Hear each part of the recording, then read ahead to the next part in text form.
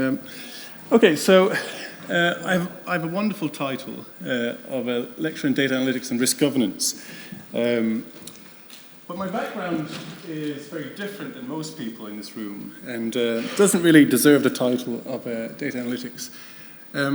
Primarily, I was a philosopher of AI and language. And I taught medical ethics for nearly a decade. But then, in 2016, I was asked to take part in a couple of Horizon 2020 projects. And what I found there was this opportunity to bring analytical philosophy, knowledge of data science, and ethics into Horizon research. And it was a wonderful thing for me because it allowed me to really engage with complexity. And that's what I see as my job, really, is understanding complexity. So I'm in the Cunneen Business School in the Accounting and Finance Department, which, again, a lot of people say, well, why are you in the Accounting and Finance Department? Well, there's lots of reasons for that. One of the kind of key reasons is that what we need is auditability with regard to artificial intelligence and data analytics and the commercialization and business development of data business models. So what I wanted to kind of really start off with today was put your hand up if you watched RT's primetime special last night on AI. Great, not many of you. I watched it. It was good. It was good fun. It was definitely fun. Now, put your hand up if you endured the 3 hours of the Senate committee with Sam Altman. Anyone? Oh, I did. And that was really surprisingly interesting. It wasn't that hard a watch. I found it deeply impactful in terms of, it speaks a lot to my research. So, in the last couple of weeks, we've really, the world has become, fascinated with artificial intelligence. And I've been thinking about AI for a long time, and it's becoming common discourse now. And you think about, how does society, how do citizens, how do ordinary people normally understand AI? Well, it's through science fiction. It's through social media. It's through TV. It's through Hollywood. And that reality, those narratives of AI are very different from the reality of AI now that we are facing. So I think it's very important that shows like Primetime have kind of really focused and brought discussion and questions around AI to a lot of our families and normal people who don't normally ask these questions. Now it was very colourful depiction, but what we need is some AI realism in our life. And we need to kind of understand that how is AI given meaning? And all of you here have a very kind of technical and really informed scientific understanding of AI. And most people don't have that. But we need to kind of develop and fuel greater AI literacy. And what I want to propose to you today is that we all have to be part of that endeavor.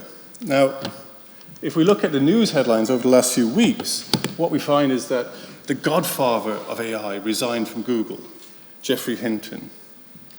We find dramatic news headlines around AI risk, the impact of AI. AI is going to take your jobs. The Irish Times story that fake AI was used to generate an article, a fake image was used for the article author. ChatGPT has been dominating it. Criminals are using AI to scam people because now, just with a short few seconds of your voice, they can replicate your voice to say anything. So AI is definitely in our world, but there's so much misunderstanding and disorientation and confusion around what AI actually is and how it's in our world and what it means to us. And what we have to kind of really start asking is, well, how do we get AI right? How do we govern AI? How do we direct AI to social good? How do we utilize and leverage the benefits of AI? Now, these are all very grand, optimistic kind of questions, but this story here, where you see with the Irish Council of Civil Liberties by Brian O'Donovan, that story highlights that even with the General Data Protection Regulation, the most robust data regulation in the world, it's limited. There are limitations. And what we're really, and this is what I want to communicate to you today more than anything from my research, is that our current era may be one of AI innovation, AI boom, and AI growth, right? But it's also one of a new emergent challenge of AI governance. And we have moved really from a paradigm of top-down governance to a paradigm of distributed governance. And I'll get to that in a moment or two. But this story and what Johnny Ryan states here regarding his criticism of GDPR is something that has been increasingly common. But what it speaks to is this idea that the most robust regulation in the world, the most sophisticated data regulation in the world, is still limited. So when we think about governing AI and regulating AI, it's not going to be a magic bullet. There's not going to be any sophisticated, fix-all solution here. And the one message I give to you today is that to govern and to steer AI towards social good will require the AI community to be part of that process. And I want to help you to be part of that process. So, first of all, we have to kind of find out what is AI and what is AI realism. And John Norton here has been a kind of critic of critical journalist around technology for some time. I've kind of given up following his stories, but I found this one was really fascinating, and it kind of speaks to my kind of research in the sense that, well, is AI something impossible to stop, right? Well, it is, without a doubt. And this was in the Sam Altman Senate committee yesterday. There is no stopping AI. So the Future of Life Institute in Cambridge, they created an online signatory to stop, to halt, to call out and halt ChatGPT-4 development, right? But in the Senate committee talk yesterday, it was quite obvious that there's no stopping AI. This is something that is really coming into our world fast and in growing sophistication. But what we have to do, and where we have an opportunity, is to really transform how we understand AI. And this is where I think we all have a job to do. Now, the problem is that, and this is something, I wrote it, I got COVID last year, and when I had COVID, I was kind of forced to stay in a room on my own for a week, and I wrote a chapter about the narratives of AI. And digging into this research, it was kind of research I wouldn't normally do, but digging into this research about the narratives and meaning of AI kind of made me question who determines the meaning of AI. And if we look at this picture here, Sam Altman, Elon Musk, AI is not about tech bros telling us what AI should be or what it means to us. AI, the use of AI in our world, in our lives, in our businesses, in our corporations, that's ultimately what will determine the meaning of AI. So we have to have this kind of critical self-questioning, each of us, not just industry professionals, but citizens as well. And that's something that I want to try and develop. So that's the Future of Life Institute giant AI experiment, open AI letter. I think it has about 27,000 signatories or something, yeah. And what, again, I find these things confusing because, what this really speaks to is a misunderstanding around AI and this whole kind of narrative around AGI. So Jerry was mentioned, I teach on Ireland's National AI Masters Programme. And every year I get, someone saying to me, well, AGI is coming. And I find this kind of disturbing stuff. But the Future of Life Institute is very much built into that kind of view of, let's be worried about AGI. That's a distraction for me. I think what we need to be worried about is how AI is used to profile and automate decision-making in the most mundane tasks. So, and one of the kind of striking things that's happened to me in the last few weeks is I have a teenage daughter. And my daughter knows well what I do in my day-to-day job in terms of I'm always on Teams calls talking about AI governance.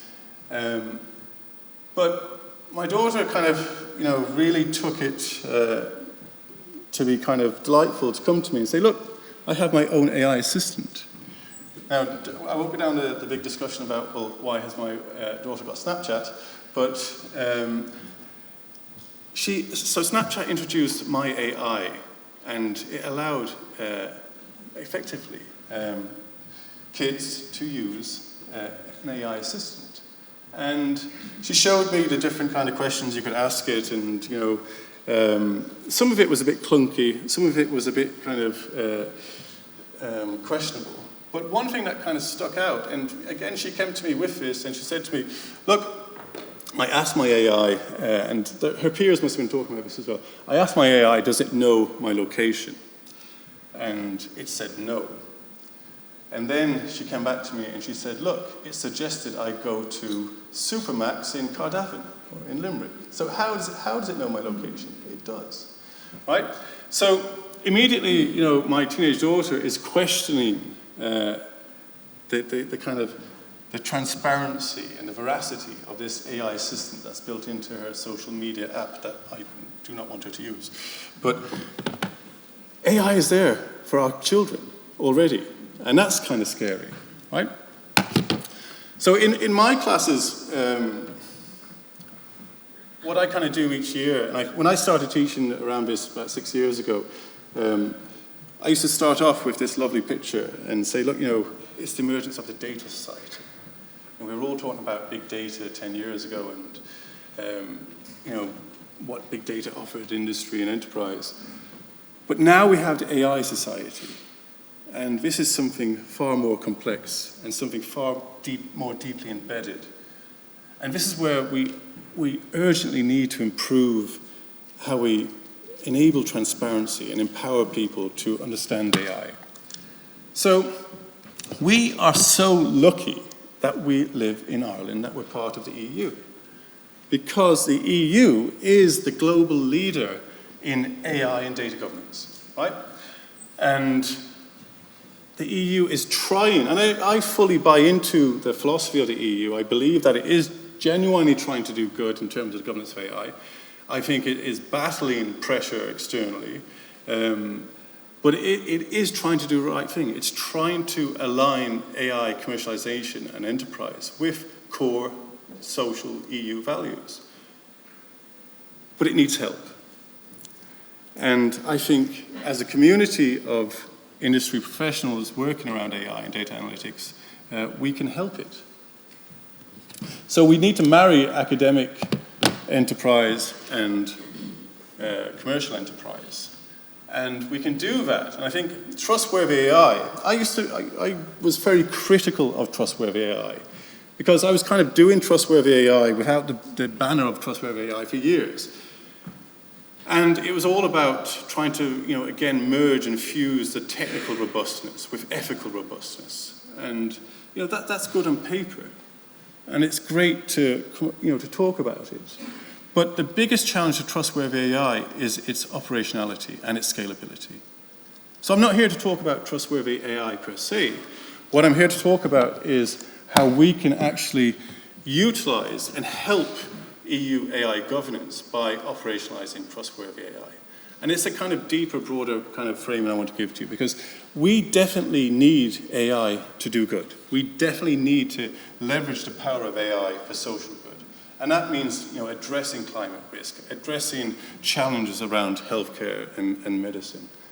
So I see my role as a clear one, in that I have a duty, and I'm prepared to invest in this and to try and develop systems around supporting Trustworthy AI. Now, Trustworthy AI has already received some critical feedback, and so there's a critical literature set around Trustworthy AI, and these two papers speak to that. There's questions in terms of what does trust actually mean? Who are we trusting? Are we trusting an artifact? Are we trusting an algorithm, a machine learning model? Are we trusting the people? What are we trusting? Who are we trusting? So on Monday evening, I had actually the first class, Jerry, on this year's AI Masters cohort. And I asked them all to explain to me, what they believed trustworthy AI meant. And a lot of them kind of said to me, well, it's vague. It's very, vague to interpret it. So, so this is what I want to propose 3 things to you. First is that we all know AI is complex, right? But I'm going to even make it more complex for you. And the complexity of AI is not just about technical complexity, it's about social and economic complexity. So we can talk about the pace, the scale, the value of AI innovation and commercialization, the promise and benefits of AI. We can talk about the complexity problem, the competition problem. So the competition problem is a massive, complex issue in terms of AI development and commercialization. And think of it in terms of the EU's role here, right? We have America and multinationals pushing into the EU to try and sort of do business as usual with as little regulation as possible. And then we have China, who have a completely different market at the other side.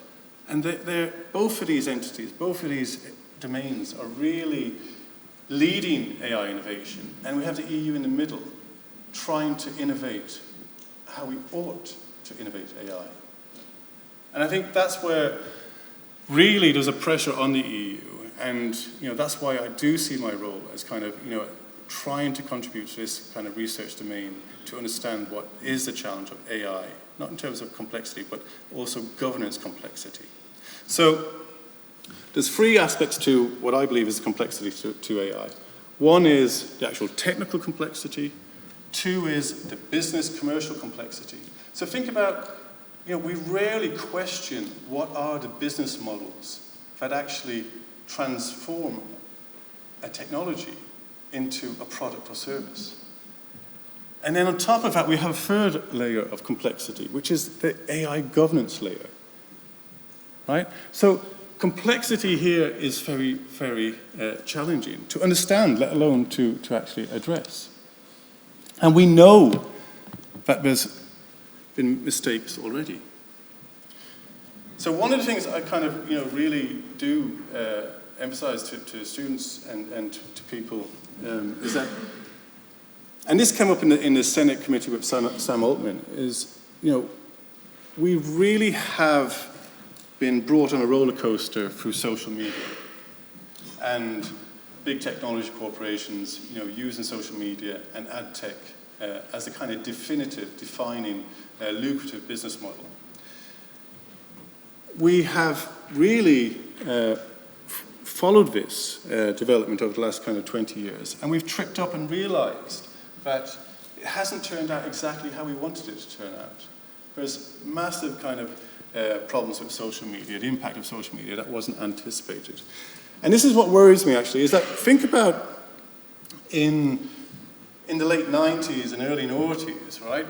2 lines of code of a tracking cookie built what has now become the most lucrative industry of ad tech in the world.